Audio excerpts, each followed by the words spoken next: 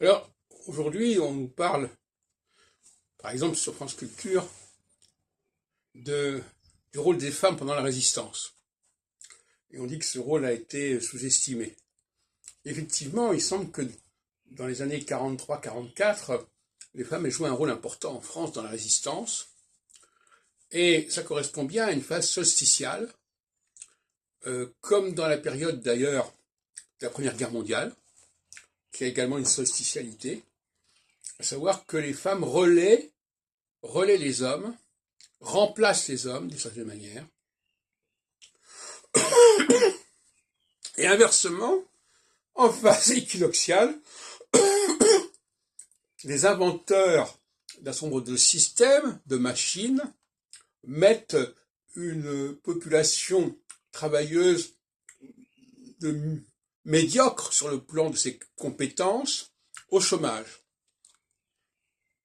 Donc vous voyez bien que cette alternance, à un certain moment, on a besoin de populations qu'on avait laissées de côté. Par exemple, là, dans le cas de la résistance, un père qui fait appel à sa fille de 12 ans pour transmettre des messages.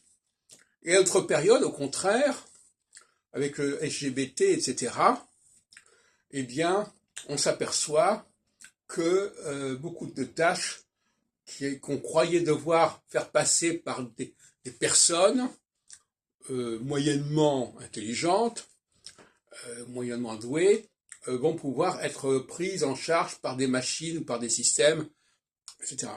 Donc on a bien cette dialectique, et c'est d'autant plus frappant aujourd'hui que on nous parle depuis très peu de temps de cette affaire de LGBT, et que ça correspond exactement à l'entrée de Saturne dans une phase équinoxiale. Ça, c'est quand même pas par hasard. Donc j'avais prévu qu'il y aurait des bouleversements sur le plan de la prise de conscience d'un certain nombre de choses.